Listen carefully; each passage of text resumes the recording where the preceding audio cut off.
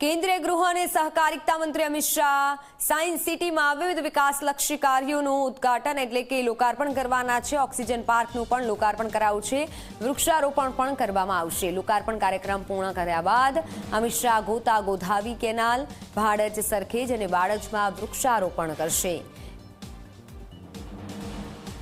अमित शाह संबोधन करी रह्या छे। सीधा जईशुं।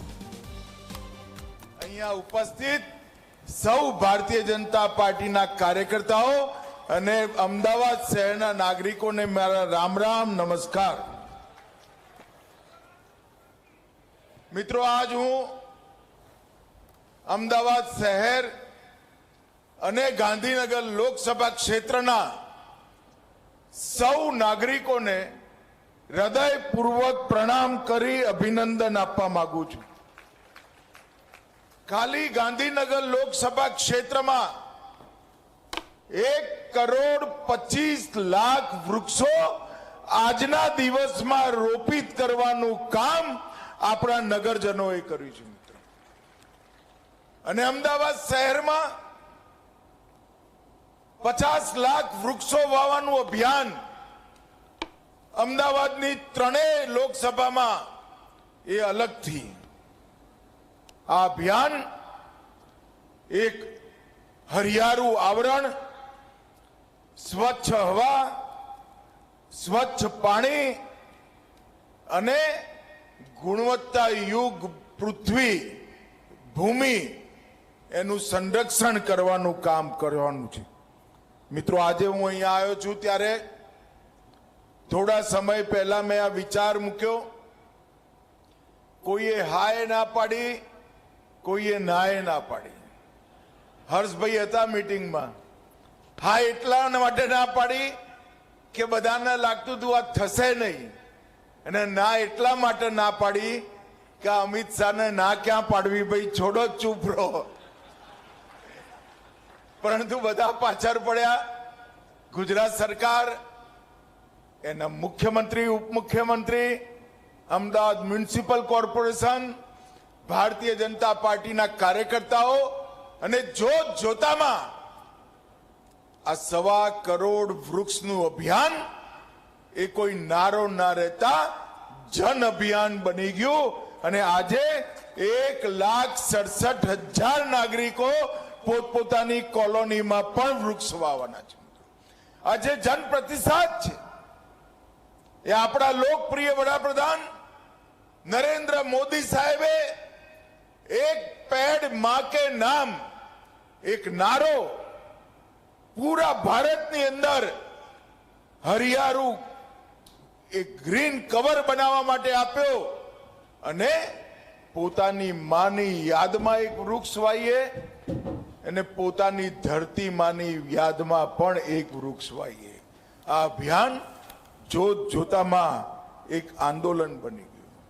મોદી સાહેબે पीपल प्लेनेट के साथ प्रोग्रेस, रहवा जेवी पृथ्वीनी साथे विकास ए सूत्र आप्યું અને सूत्रना आधारे देशभरमा अनेक लोको अहींया जोड़ी गया। मित्रों, आज हूँ अहींया आव्यो छुं त्यारे एक बीजी वात पर ध्यान मूकवा मांगु छुं। भारत सरकारनी सेंट्रल पेरामिलिटरी फोर्से 7 वर्ष में 7 करोड़ वृक्ष वावानुं काम गई काले ज पूरुं करी दीधुं छे। 7 वर्ष में 7 करोड़ वृक्ष। अने गई काले 2 दिवस पहला दिल्ली में पण दिल्लीनी रीज में 43 लाख वृक्षो वावानुं काम कर्युं छे। अने मित्रों, आ वृक्षो आपणे देशनी जमीनने अनुकूल वृक्षो छे। आ वृक्षो एवा छे, आज तमे लगावशो तो तमारा पौत्र पौत्री पण एनी छायामां बेसशे।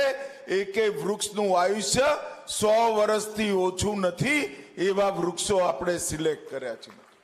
100 वर्षथी वधु आयुष्यवाळा वृक्षो, एवा वृक्षो जेनी पर पक्षीओनो खोराक पण उपलब्ध छे। आप एक वड वावो, एक पीपळो वावो, हजारों हजारों पक्षीओनी रहवानी व्यवस्था, खावानी व्यवस्था, पीवानी व्यवस्था एकलू ए वृक्ष करी नाखे। કોઈએ ચણ નાખવાની એ જરૂર નથી. હજારો ઓક્સિજન પાર્ક, એની અંદર લાખો વૃક્ષો અને એની અંદર અનેક પ્રકારના પતંગિયાઓ, પક્ષીઓ, નવી પ્રજાતિઓ. આપણું અમદાવાદ એક કુદરતી રીતે હર્યું ભર્યું અમદાવાદ બનાવવાનું અભિયાન છે. મિત્રો, ગાંધીનગર ક્ષેત્રમાં 12 ઓક્સિજન પાર્ક હતા. આજે નવા 61 ઓક્સિજન પાર્ક ખુલ્લા મૂક્યા. Total 73 oxygen park Gandhinagar Lok Sabha ક્ષેત્રમાં થયા. અને આજે એક જ દિવસે અમદાવાદ મ્યુનિસિપલ કોર્પોરેશને 101 ઓક્સિજન પાર્કનું ઉદ્ઘાટન કર્યું. હવે અધિકારીઓ આપણને બધું બતાવે, ઘણીવાર મનમાં ડર લાગે કે ઉદ્ઘાટન કરી દે અને ત્યાં ઝાડવું એ નહીં હોય તો આપણી શું દશા થાય. એટલે મેં આપણા કમિશનર સાહેબને કહ્યું હતું કે ભાઈ એક ઈ બુક નું ઉદ્ઘાટન હું એ દિવસે કરીશ, જેમાં ઓક્સિજન પાર્ક, એના અક્ષાંશ રેખાંશ, કેટલા વૃક્ષો વાયા છે, કેટલા પક્ષીઓ છે, પાણીની વ્યવસ્થા શું કરી છે, બધું જ હોય. મ્યુનિસિપલ કમિશનર, મેયર સાહેબ અને એમની ટીમને ખૂબ ખૂબ અભિનંદન કે આજે 100 ઓક્સિજન પાર્ક અમદાવાદના નાગરિકો જોઈ શકે એ રીતે એવી ઈ બુકનું ઉદ્ઘાટન કર્યું છે. મિત્રો, ગાંધીનગર લોકસભા .in પર પણ ગાંધીનગર ક્ષેત્રના 73 ઓક્સિજન પાર્કો ઉપલબ્ધ છે. અને આજે ઓનલાઈન જે અભિયાન ગાંધીનગર લોકસભામાં ચલાવ્યું, એમાં ગાંધીનગર લોકસભામાં 1,37,812 લોકોએ 5 વૃક્ષ વાવવાનું પોતાની કોલોનીમાં નોંધણી કરાવી, એમને રોપા પણ પહોંચાડી દેવામાં આવે છે. મ્યુનિસિપલ કોર્પોરેશને એક વૈજ્ઞાનિક આયોજન નીચે દરેક વૃક્ષ જોઈતું એવા નાગરિકના ઘરે પહોંચે એના માટે સ્પેશિયલ ગાડીઓ બનાવી અને બીજા 28,544 નાગરિકો આપણી બાકી 2 લોકસભામાં પણ 5 વૃક્ષો વાવવાનો મોટો સંકલ્પ કર્યો છે.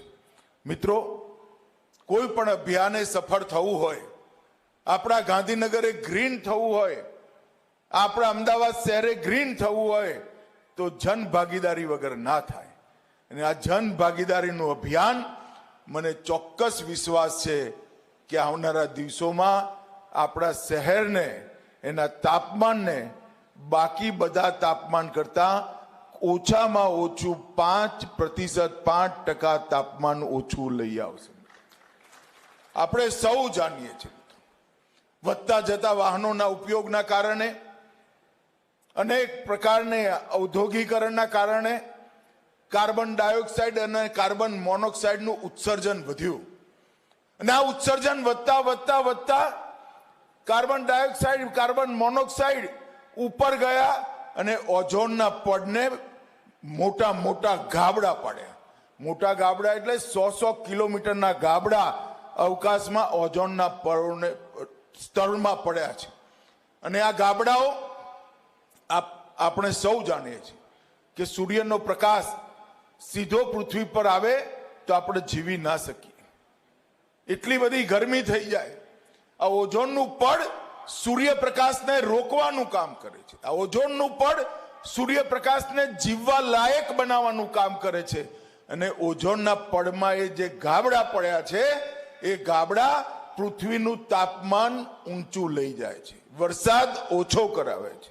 અને મિત્રો, આવનારા દિવસોમાં 4 પેઢી પછી જો પૃથ્વીને જીવવા લાયક રાખવી હોય તો ઉપર જતો કાર્બન ડાયોક્સાઇડ આ વૃક્ષો પોતાના ખોરાક તરીકે લઈ લે અને ઓઝોનના પડમાં નવા ગાબડા ના પડે, એ ખૂબ જરૂરી છે. અને એ કરવું હોય તો એક પેડ માં કે નામ, નરેન્દ્ર મોદી સાહેબનો નારો એનો એકમાત્ર રસ્તો છે. દરેક વ્યક્તિ એક વૃક્ષ વાવે અને ઓઝોનના પડને પોતાની આવનારી પેઢીઓ માટે મજબૂત કરીને મૂકે.